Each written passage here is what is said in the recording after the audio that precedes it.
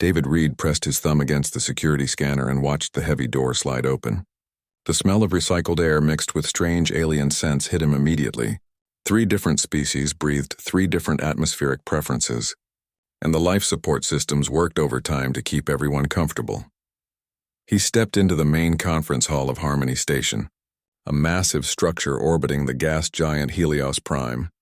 The station served as neutral ground for species that normally wouldn't share the same solar system, let alone the same room. Today, it would host the most important peace negotiations in decades. The Hive Collective had been expanding aggressively for months. Their insectoid ships swept through disputed territories, claiming resources and establishing colonies. The Tide Runners, who needed those same water-rich worlds for their aquatic cities, pushed back with increasing force. The Stone Shapers, ancient and proud, refused to let either species claim the mineral-rich asteroids their ancestors had marked as sacred. 3 species. 3 different ways of thinking. 3 different reasons to fight.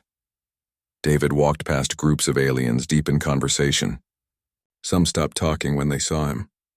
Others stared openly. Humans were still relatively new to this part of the galaxy, and many species hadn't decided what to make of them yet. Ambassador Wilson, his superior, had called this assignment a test. "Show them what human diplomacy can accomplish," she had said. "But remember, David, out there we're the outsiders. We have to prove ourselves every day." He found his assigned quarters and dropped off his bag. The room was small but functional. A bed, a desk, a small window that looked out at the swirling clouds of Helios Prime. He had stayed in worse places during his military days, back before he discovered he had a talent for making enemies talk instead of fight. A soft chime indicated someone at his door. David opened it to find a tall, thin creature with blue-green skin and large black eyes. "A Tide Runner, Ambassador Reed?" the alien asked in perfectly clear English. "I am Flow Walker Nim. I serve as aide to Deep Current Ross, our chief negotiator. Pleased to meet you, Flow Walker Nim." David had studied the proper forms of address for weeks. Getting names and titles wrong could end negotiations before they started. "Deep Current Ross wishes to meet with you privately before the formal sessions begin. Would this be acceptable?" David nodded. Private meetings were part of the process. Everyone wanted to know where everyone else stood before putting their positions on the public record. Nim led him through corridors filled with beings from across the local star systems. The station hummed with activity. Merchants, diplomats, security personnel, and support staff moved with purpose. David noticed the security was heavier than usual. Guards stood at every major intersection, and he spotted several armed patrols. They reached a section of the station David hadn't seen before. The corridors here were wider, designed to accommodate the Tide Runners' preference for open spaces that reminded them of their ocean worlds. Water flowed along channels built into the walls, creating a constant, gentle sound. Deep Current Ross waited in a large room filled with the sound of artificial waves. The Tide Runner was impressive, nearly 7 feet tall with flowing robes that seemed to move like water themselves. When Ross spoke, his voice carried the rhythm of ocean tides. "Ambassador Reed, your reputation precedes you. They say you ended the frontier wars with words alone." "The people involved ended those wars," David replied carefully. "I just helped them find common ground." "Common ground. An interesting phrase. Tell me, what common ground do you see between species that breathe different air, eat different food, and think in completely different ways?" David had expected this question. "The same things that matter to any thinking being. Safety for their families, resources to build a future, the chance to grow and prosper without fear." Ross tilted his head, considering this. "And if those things put us in direct conflict, if your safety threatens mine, if your resources are my resources, if your prosperity comes at the cost of my future, then we find a way to expand the possibilities, make the pie bigger instead of fighting over slices." For a moment, Ross said nothing. Then he made a sound that might have been laughter. "You speak like someone who has never known true scarcity, Ambassador Reed. But we shall see. Perhaps human optimism will surprise us all." The meeting ended with polite words and no commitments. David returned to his quarters to find his 2 aides, Pete and Anna, waiting with worried expressions. "We've been hearing rumors," Anna said immediately. "Some of the support staff are talking about problems with the Hive Collective delegation." Pete nodded grimly. "Word is that their war faction sent representatives instead of their usual diplomats. and they've been meeting with some of the mercenary groups that work this sector. David felt a familiar tension in his chest. In his military days, this feeling had saved his life more than once. What kind of mercenaries? The kind that specialize in making problems disappear, Anna replied. We tried to get more information, but people stopped talking when they realized we were listening. David moved to the window and looked out at the gas giant below. The storms in its atmosphere swirled in patterns that seemed almost hypnotic. Somewhere in those clouds, pressure and heat created diamonds that fell like rain, beautiful and valuable, but deadly to anyone caught in the storm. Double-check our communication protocols, he told his aides. Make sure Earth knows our exact schedule and expected check-in times. And Pete, I want you to map the station's emergency procedures, all of them. You think there's going to be trouble? Anna asked. David turned from the window. I think we're 3 humans on a station filled with species that don't know us very well. Some of those species have reasons to want these talks to fail, and if someone wanted to disrupt the peace process, eliminating the mediator would be the simplest approach. That evening, David attended the welcoming reception in the station's main social area. Representatives from all 3 species mingled with merchants, station officials, and various other interested parties. The atmosphere seemed friendly enough, but David noticed things that bothered him. Too many of the Hive Collective representatives stayed in tight groups, communicating in rapid clicks and buzzes that the translation systems couldn't process fast enough. Several groups of beings David didn't recognize watched the proceedings from the edges of the room. And the station's security chief, a gruff stone shaper named Granite Heart Vale, seemed more interested in the aliens than in actual security. David made polite conversation, tasted alien foods that ranged from delicious to barely edible, and listened to the undercurrents of tension that ran beneath the diplomatic pleasantries.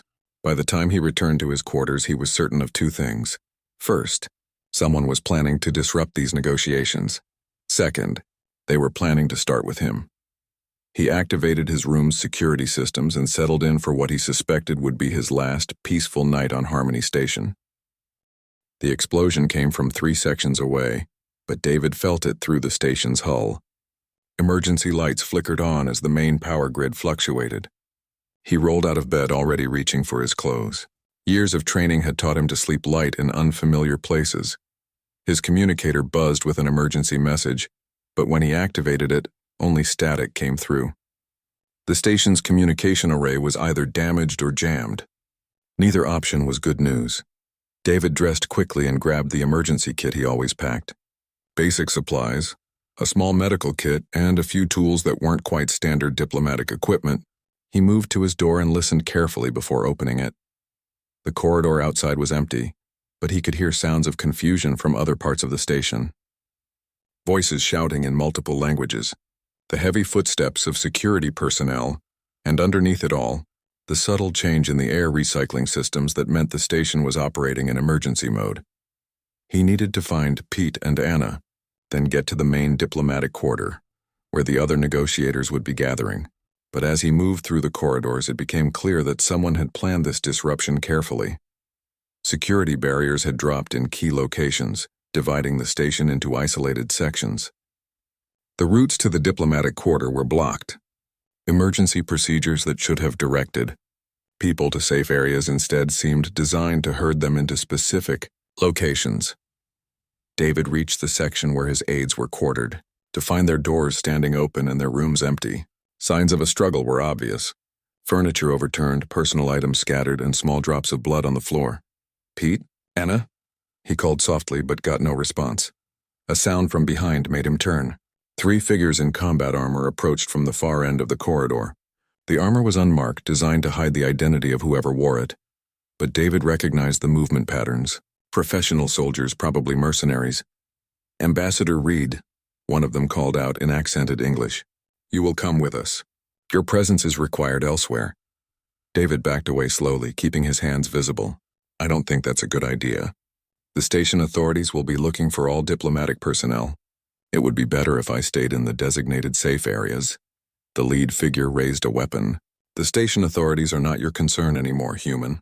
You have caused enough problems with your peace talks. Some people prefer the current situation. And what situation is that? War is profitable for those who know how to profit from it. Peace talks threaten many business arrangements. David continued backing down the corridor. Behind him, he could hear more footsteps approaching. They had planned this as a pincer movement, cutting off his escape routes. Classic military tactics. "You've thought this through carefully," David said, still moving backward. "But you've made one mistake." "What mistake is that?" "You assumed I would be easy to catch." David reached the corridor junction he'd been aiming for and dove to the side as weapons fire erupted from both directions. The mercenaries had expected him to surrender or panic. Instead, he rolled through a maintenance hatch he'd spotted during his earlier exploration of the station. The maintenance tunnel was narrow and dark, designed for automated repair systems rather than human-sized beings. David crawled quickly through the cramped space using his small flashlight to navigate. Behind him, he could hear the mercenaries arguing about whether to follow. The tunnels connected to the station's main engineering spaces, areas most passengers never saw. David had studied the station's blueprints during his journey here, a habit left over from his military days.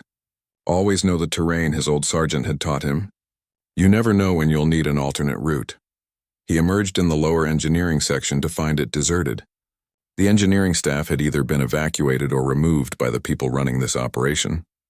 Emergency power kept the essential systems running, but most of the lights were off.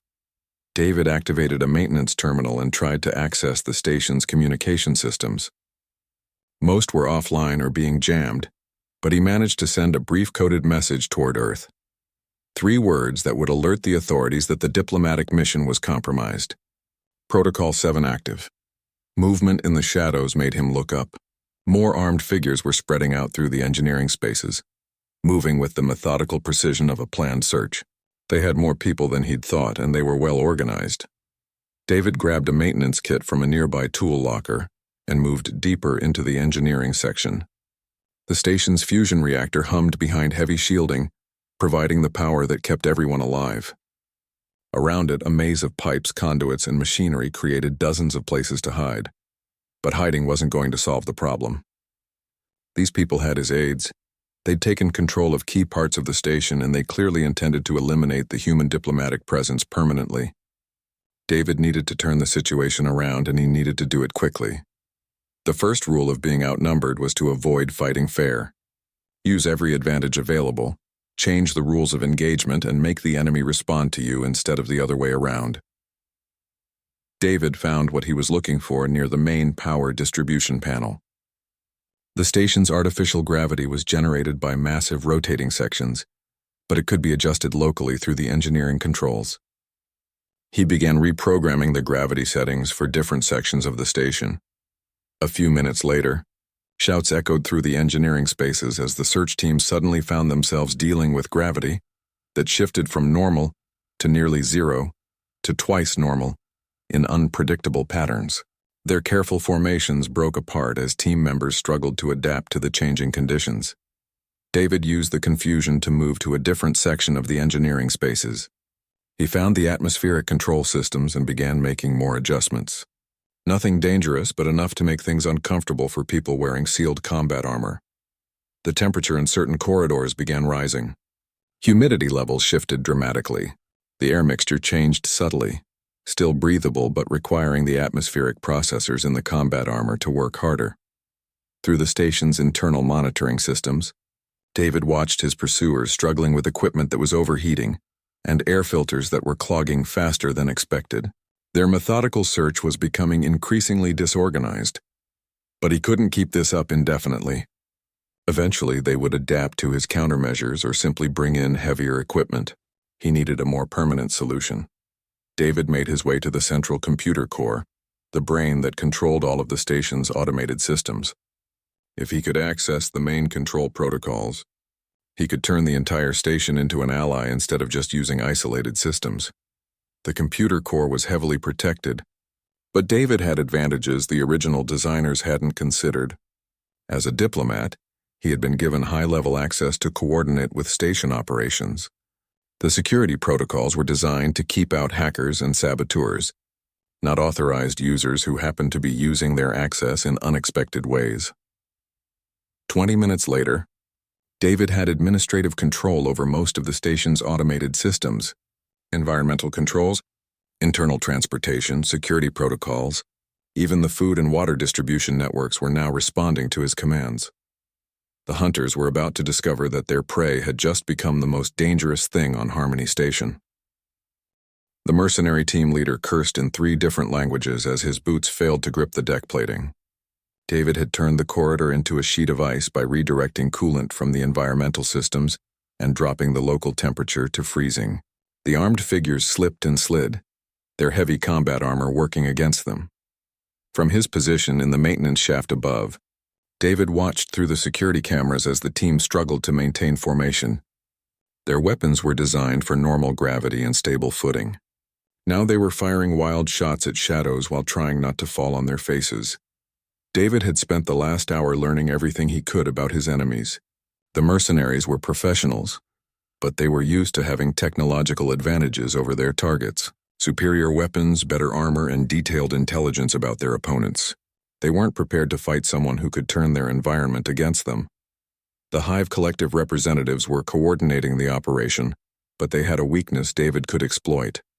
Their communication system relied on pheromone signals that worked perfectly in their natural environment, but could be disrupted by changes in air, circulation, and chemical composition. David had been subtly altering the atmospheric mix in the sections where the Hive Collective members were located, nothing harmful to their health but enough to interfere with their chemical communication. Their coordination was breaking down as individual members lost contact with their hive mind. He moved through the maintenance tunnels toward the section where his aides were being held. The security cameras had shown him their location, a storage bay in the lower levels that had been converted into a temporary prison. 6 guards, heavy weapons, and multiple escape routes blocked. A direct assault would be suicide, but David wasn't planning a direct assault. He accessed the storage bay's environmental controls and began making adjustments. The lighting systems flickered and went out, leaving the guards in darkness except for their helmet lights. Then David activated the bay's fire suppression system. Foam designed to smother chemical fires began flooding the storage area. The guards found themselves wading through thick, slippery foam that made movement difficult and visibility nearly impossible. Their sophisticated weapons were useless if they couldn't see their targets. David dropped through a maintenance hatch behind the guard's position. Pete and Anna were tied to chairs in the center of the room, conscious but obviously roughed up. The guards were facing outward, expecting an attack from the main entrance. The first guard never knew what hit him. David had found a heavy maintenance tool that worked perfectly as a club. The guard went down silently, his helmet light cutting out as he collapsed into the foam. The second guard turned at the sound, but David was already moving. Years of close combat training took over. The guard's weapon went flying as David struck his wrist with precise force. A follow-up strike to the neck put him down. The remaining guards were shouting warnings to each other, but the foam and darkness made it impossible to coordinate. David moved between them like a ghost, striking from unexpected angles and disappearing back into the chaos before they could respond. Within minutes, all 6 guards were unconscious or disabled. David cut his aides free and helped them to their feet. "Are you hurt?" he asked quietly. "Nothing serious," Pete whispered back. "But David, there are more of them. A lot more. They've taken over most of the station." "I know. We're going to change that." Anna looked around at the unconscious guards in the foam-covered storage bay. "How did you do all this?" I remembered something my old training instructor used to say. "If you're not cheating, you're not trying hard enough." David led them through the maintenance tunnels to a secure section of the engineering spaces. He'd prepared this area as a command post, with access to the station's main computer systems and a clear view of the corridors through security cameras. The people running this operation made several assumptions about humans, David explained as he showed them the control interfaces. They assumed we were weak because we preferred diplomacy. They assumed we were helpless without our technology, and they assumed we would panic when separated from our support systems. Pete examined the displays showing the status of different station systems. "You've turned the entire station into a weapon, not a weapon. A tool, the same way humans have always survived. We adapt our environment to serve our needs instead of just adapting ourselves to the environment." Through the security cameras, they could see the mercenary teams regrouping and trying to establish new search patterns. But David's environmental modifications were making their job increasingly difficult. Corridors filled with smoke or foam, artificial gravity that shifted without warning, and air systems that made their equipment work overtime. "What's the plan?" Anna asked. David pulled up a schematic of the station's main sections. "These people are used to hunting targets that run and hide. They're not prepared for a target that fights back using asymmetric tactics. We're going to turn their advantages into disadvantages." He highlighted several key areas on the schematic. Their command post is in the main conference center. They chose it because it's defensible and has good communications, but it's also completely dependent on the station's automated systems for life support, power, and environmental control. "You're going to cut them off? Better than that. I'm going to make their safe area very unsafe. But first we need to deal with their backup plans." David had been monitoring communications between the different enemy groups. The mercenaries had prepared for the possibility that their initial plan might fail. They had backup teams standing by and emergency protocols that would let them escape if necessary. The problem with backup plans is that they usually depend on the same infrastructure as the main plan, David explained. Disable the infrastructure, and all their plans fall apart at once. He began entering commands into the station's main control system.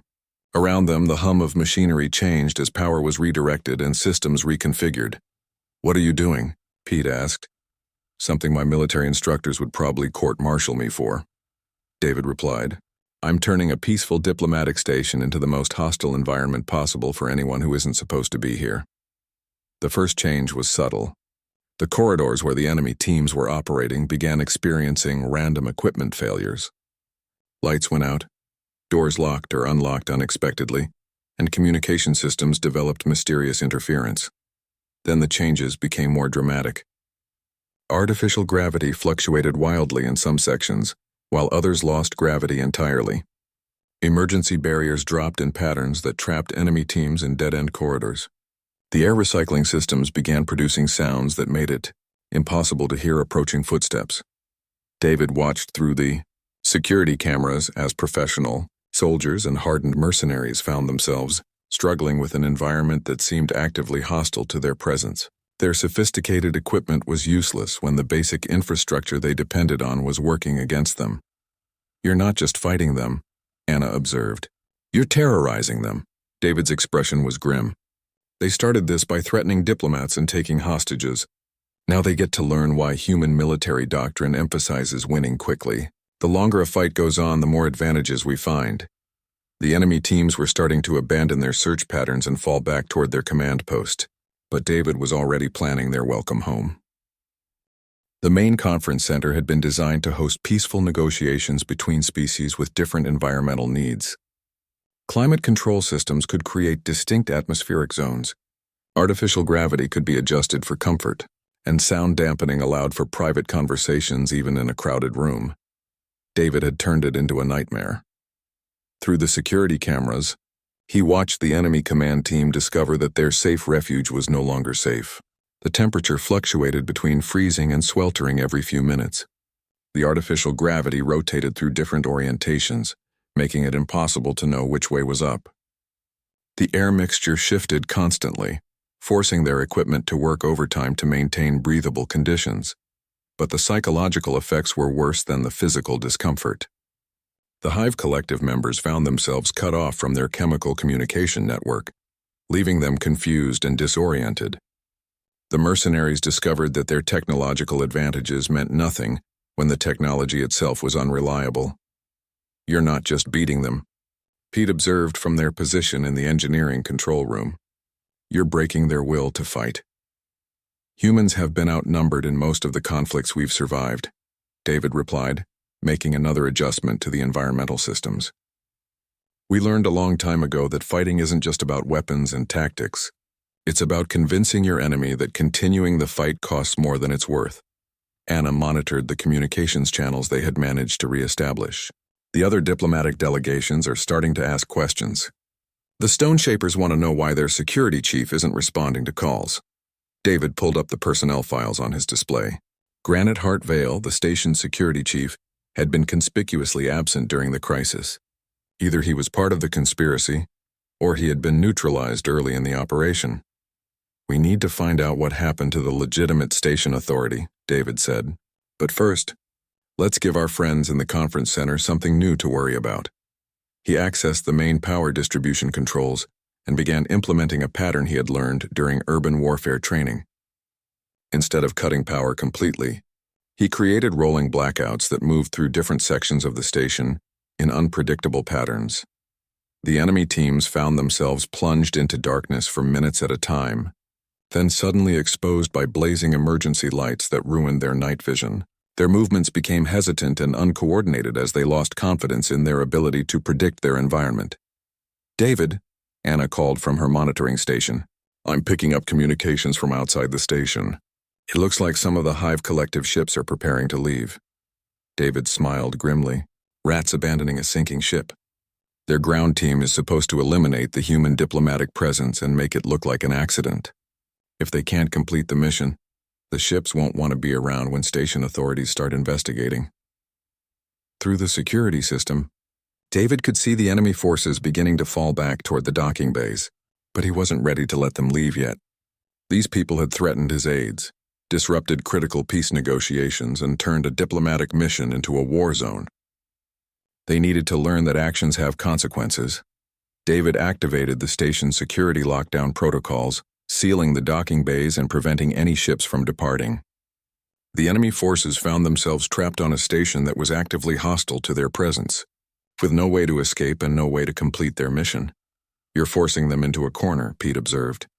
"Exactly, and cornered enemies make predictable choices." The first choice was to try to retake control of the station's computer systems. David watched with professional interest as enemy technicians attempted to hack into the main computer core. Their methods were sophisticated, but they were designed to break into systems that were being defended by automated security protocols. They weren't prepared for a defense that was being run by a human who could think creatively and adapt in real time. Every time the enemy hackers found a way into one system, David was already 3 steps ahead, redirecting them into isolated subsystems that couldn't affect the main station operations. He led them through elaborate digital mazes that wasted their time and resources while giving him more information about their capabilities. The second choice was to try to establish communication with their ships and coordinate an external rescue. But David had been monitoring their communication protocols since the crisis began. He knew their encryption keys, their backup frequencies, and their emergency procedures. Instead of blocking their communications, David began feeding them false information. Orders that sent rescue teams to the wrong locations, status reports that made the situation sound less urgent than it was, and technical data that made the station's defenses seem weaker than they actually were. The enemy forces found themselves fighting an opponent who seemed to know their plans before they made them and could predict their actions with uncanny accuracy. "This is psychological warfare on a level I've never seen," Anna commented, watching the display screens that showed enemy teams becoming increasingly confused and demoralized. "Human warfare has always been as much about psychology as technology," David explained. "We're not the strongest species or the fastest or the most technologically advanced, but we're very good at getting inside our enemies' heads and making them defeat themselves." The third choice the enemy made was the most dangerous. Faced with failure and unable to escape, they decided to eliminate the evidence of their operation by destroying the station and everyone on it.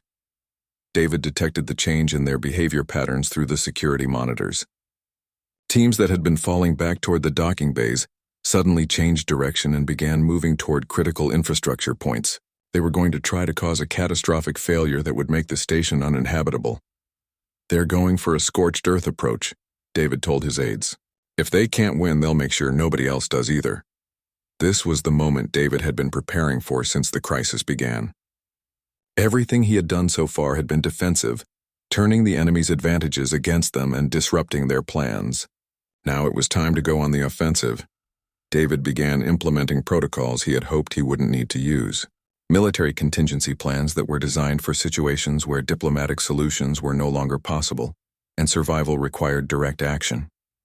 "Pete, Anna, I need you to get to the emergency communication array and establish contact with any legitimate authority figures you can reach. The other diplomatic delegations, Earth Command, Station Management, anyone who can provide backup."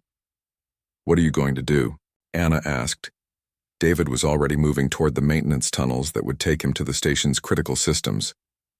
I'm going to remind these people why humans have a reputation for being dangerous when we're cornered.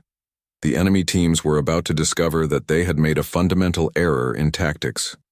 They had assumed that once they controlled the station's main systems, they controlled the battlefield. But David Reed hadn't survived 3 wars and a dozen diplomatic crises by fighting fair. He had survived by being more adaptable, more ruthless, and more determined than anyone expected a diplomat to be. The real fight was about to begin. The fusion reactor at the heart of Harmony Station contained enough energy to power a small city. It was also surrounded by enough safety systems to prevent any conceivable accident. The enemy sabotage team thought they understood what they were doing when they began overriding those safety protocols. They had no idea that David was watching their every move and preparing to turn their own plan against them. From his position in the reactor control room, David monitored the saboteurs through security cameras as they worked to destabilize the station's power core. Their plan was crude but effective. Create a cascade failure that would force an emergency evacuation, then escape in the chaos while leaving no evidence of their operation behind. David let them get halfway through their sabotage before he acted. The first thing the enemy team noticed was that their tools were no longer responding correctly. Devices that should have opened safety locks instead triggered additional security measures. Commands that should have disabled containment fields instead strengthened them. Then the environment around them began to change in ways that made their work increasingly difficult. The lighting shifted to frequencies that made it hard to read their instruments. The temperature rose just enough to make their protective suits uncomfortable. The artificial gravity fluctuated in patterns that made fine motor control nearly impossible. But David's real masterstroke was more subtle. Instead of blocking the saboteurs' access to the reactor systems, he gave them access to a completely fabricated control interface. Every command they entered was recorded and analyzed, but it affected nothing more dangerous than the lighting systems in empty storage bays. The sabotage team spent an hour carefully implementing what they thought was a plan to destroy the station. In reality, they were following a script David had written that made them reveal every detail of their operation while accomplishing nothing more destructive than creating a spectacular light show in uninhabited sections of the station. While the saboteurs were busy with their fake catastrophe, David was implementing a real plan that would end the crisis permanently. He had spent the last several hours studying the psychology profiles of the species involved in the conspiracy. The Hive collective thought in terms of coordinated group action, with individual members following the directives of their hive mind. The mercenaries were motivated by profit and survival, with loyalty that lasted only as long as the pay was good. Both groups shared a common weakness. They assumed their enemies would think the same way they did. David began broadcasting carefully crafted misinformation through the communication channels he had compromised. False reports that made it seem like the human diplomatic team had been eliminated, the station was about to be destroyed, and the operation was proceeding according to plan. But embedded in these reports were subtle contradictions and inconsistencies that would be obvious to anyone who analyzed them carefully. David was counting on the fact that different parts of the conspiracy would start to distrust each other when the details didn't match up. The effect was exactly what he had hoped for. Within an hour, the Hive collective representatives were questioning the mercenaries' reports. The mercenaries were demanding proof that their contracts would be honored, and both groups were starting to suspect that they were being manipulated by a third party. David accelerated the process by providing each group with evidence that the other was planning to betray them. Fabricated communications, falsified financial records, and carefully edited security footage that showed meetings and conversations in the worst possible light. The conspiracy began to collapse from within as former allies turned on each other. Mercenary teams abandoned their positions to confront Hive collective representatives about breach of contract. Hive collective members lost coordination as their leadership fractured over questions of who was really in charge of the operation. But David's most effective weapon was the growing realization among the enemy forces that they were not fighting a weak diplomatic target. They were fighting someone who understood their psychology better than they understood it themselves. Someone who could predict their actions and manipulate their responses with surgical precision. The mercenaries were the first to break. Professional soldiers knew when they were outmatched, and everything about this operation had gone wrong in ways that suggested they were facing a superior opponent. Teams began abandoning their assignments and trying to negotiate separate deals for safe passage off the station. The Hive Collective representatives held out longer, but their rigid thinking patterns made them vulnerable to psychological warfare in ways they didn't understand. David began feeding them information that contradicted their core assumptions about human behavior and capabilities.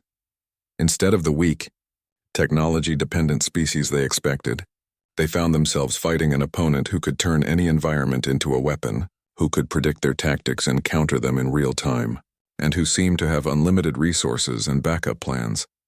The breaking point came when David implemented his final gambit. He had been analyzing the personnel files of everyone involved in the operation, looking for leverage points and psychological weaknesses. One name had caught his attention: Stormwing Kess, the Hive Collective's military coordinator. Kess was a war veteran who had survived several major conflicts. But David's research showed that all of Kess's victories had come from superior numbers and technology. The alien commander had never faced an opponent who was individually superior in tactical thinking and adaptability. David arranged for Kess to receive a personal message on a secure channel that should have been impossible for anyone to access. The message was simple: a detailed analysis of every mistake the Hive Collective forces had made during the operation, along with predictions of exactly how their remaining plans would fail. The message ended with an invitation. David challenged Kess to a direct confrontation in the main observation deck, alone, with no weapons and no backup. Winner takes control of the entire operation. For a species that valued honor in combat, it was an offer that Kess couldn't refuse without losing face among the remaining Hive Collective forces. David arrived at the observation deck first. The massive, transparent dome looked out at the gas giant below, where storms raged in patterns of incredible beauty and violence. It seemed appropriate. Beautiful destruction, just like what was happening to the conspiracy that had tried to eliminate human diplomatic influence. Kess arrived exactly on time, as David had known he would.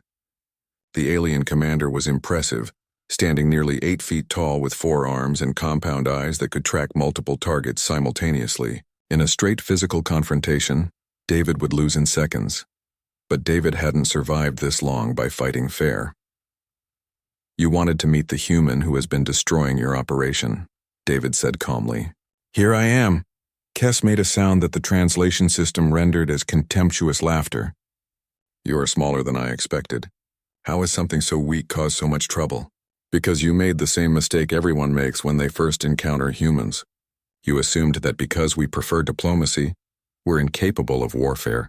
You assumed that because we rely on technology, we're helpless without it. And you assumed that because we're individually smaller and weaker than most species, we're easy to defeat." David began walking slowly around the edge of the observation deck, staying just far enough away to avoid Kess's reach. "But you know what humans are really good at? We're good at learning. Every time someone tries to kill us, we get better at not dying. Every time someone tries to conquer us, we get better at fighting back. And every time someone underestimates us, we get better at proving them wrong." Kess lunged forward with startling speed, but David was already moving. Years of close combat training took over as he rolled aside and came up behind a support pillar. Kess's 4 arms gave him reach advantages, but the observation deck's furniture and support structures limited his movement options. "You think hiding behind obstacles makes you strong?"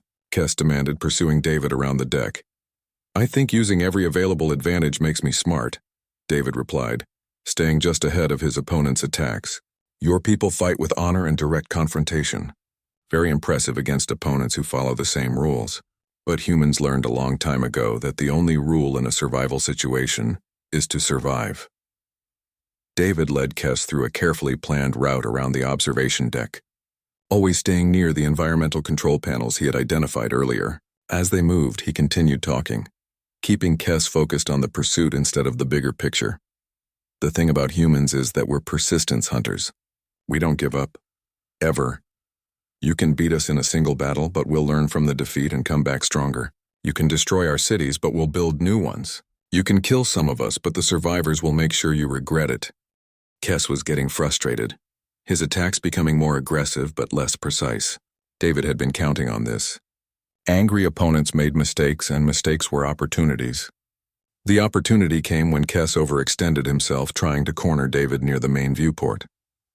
David ducked under the alien's reaching arms and slapped his hand against an environmental control panel he had pre-programmed hours earlier. The artificial gravity in the observation deck suddenly shifted 90 degrees. Instead of pulling toward the floor, it now pulled toward the main viewport.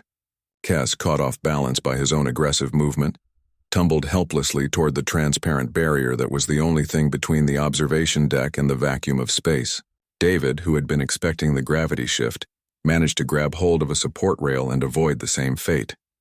He watched as Cass slammed into the viewport with bone-crushing force. The transparent barrier held, but Cass was stunned and disoriented. David quickly restored normal gravity and moved to where the alien commander lay struggling to regain his bearings. "This is why you never corner a human," David said, standing over his defeated opponent. "We don't just fight to win. We fight to make sure nobody ever tries to corner us again."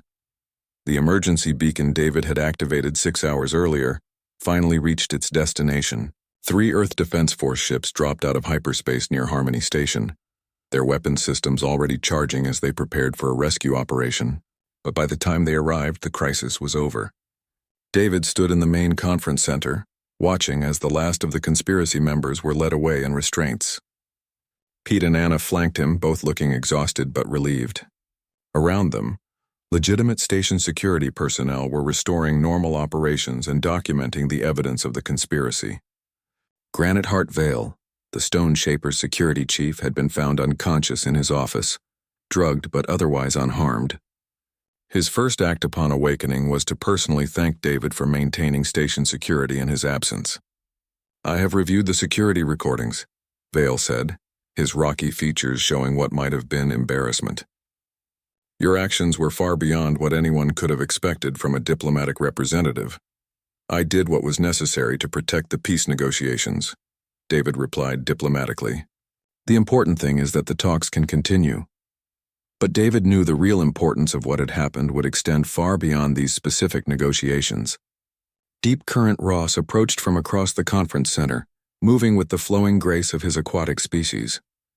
The Tide Runner's expression was difficult to read, but his tone carried something that might have been respect. "Ambassador Reed, I owe you an apology. When we first met, I suggested that human optimism came from never knowing true scarcity or danger. I see now that I was wrong. Your optimism comes from knowing that you can survive anything." Other diplomatic representatives gathered around, and David found himself the center of attention in a way that made him uncomfortable. He had never enjoyed being the focus of diplomatic ceremonies, preferring to work behind the scenes where the real negotiations took place. But he understood the importance of what was happening. Word of the crisis and its resolution would spread throughout this sector of the galaxy. The story would be told and retold, probably growing in the telling, but the core message would remain the same. Humans were not to be underestimated. Flowwalker Nim, the young Tide Runner aide David had met on his first day, approached with obvious curiosity. "Ambassador, may I ask a personal question? During the crisis, how did you know what actions to take? Everything you did seemed perfectly calculated to defeat your enemies." David considered his answer carefully. "I didn't know what would work. I just knew that giving up wasn't an option. Humans have a saying, when you're going through hell, keep going. The trick is to make sure your enemies are suffering more than you are." Captain Sarah Blake of the EDF Rescue Force materialized beside them, having just transported over from her ship. She looked around at the peaceful conference center and shook her head. "David, when we received your Protocol 7 message, we expected to find you barricaded in a corner somewhere, barely holding out until we could arrive. Instead, we find you hosting a diplomatic reception. What the hell happened here?" "Someone tried to corner a human," Pete answered before David could respond. "They learned why that's a bad idea." Anna pulled up recordings on her tablet, showing some of the security footage from the crisis. "Captain, you need to see this. David turned the entire station into a weapon system. I've never seen anything like it." Blake watched the footage with professional interest, noting the tactics and improvised solutions. Asymmetric warfare using environmental systems, psychological operations targeting species-specific weaknesses, divide and conquer strategies using misinformation and misdirection. She looked at David with new respect. This wasn't just survival, David. This was a masterclass in unconventional warfare. "It was necessary," David replied simply. The formal peace negotiations resumed the next day, but the atmosphere had changed completely. The representatives from all three species approached the talks with a new understanding of what humans were capable of when pushed to their limits. The negotiations proceeded smoothly, with agreements reached on territorial boundaries, resource sharing, and mutual defense pacts. But David noticed something more important than the specific terms of the treaties. The aliens were asking questions about human history, human psychology, and human military doctrine. They wanted to understand how a species that preferred diplomacy had developed such effective survival instincts. David answered their questions honestly, explaining that human civilization had been forged in conflict and shaped by the need to survive in hostile environments. Diplomacy wasn't a sign of weakness, but a hard-earned wisdom about the costs of warfare. "We prefer to talk because we know what happens when talking fails," he told the assembled delegates. "We've seen what we're capable of when we're cornered, and we'd rather not have to prove it again." The final session of the peace negotiations took place in the same observation deck where David had confronted Stormwing Kess. The Hive Collective had sent new representatives, ones who approached the talks with obvious respect for human diplomatic skills. As David signed the final agreements, he looked out at the gas giant below. The storms in its atmosphere continued their eternal dance, beautiful and destructive in equal measure. It reminded him of something his old military instructor had once said: "The most dangerous weapons were the ones that looked harmless until you needed them." The peace treaties would prevent a three-way war that could have consumed dozens of star systems. Trade agreements would benefit all the species involved. Cultural exchange programs would build understanding between civilizations that had never tried to work together before. But David knew that the most important outcome couldn't be written into any treaty. Word of what had happened on Harmony Station would spread throughout the galaxy, carrying a simple message that would make future negotiations easier. Humans were willing to talk, eager to find peaceful solutions, and committed to building a better future for all species. But if you cornered them, if you threatened their people, if you tried to destroy what they had built through violence and intimidation, you would discover why they had survived everything the universe had thrown at them. David finished signing the treaties and stood to shake hands with the other diplomatic representatives. The formal ceremonies were complete, but the real work was just beginning.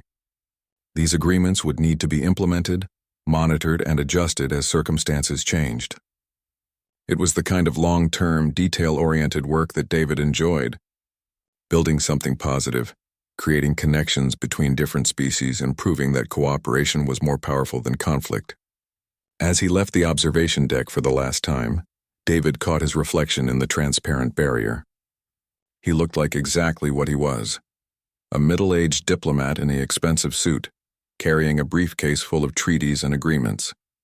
Nobody looking at him would guess that he had just fought and won a war using nothing but his wits and the environmental systems of a space station. That was fine with David. The best diplomats were the ones who made their jobs look easy, even when they were anything but. The transport ship that would take the human delegation back to Earth was already docked and waiting.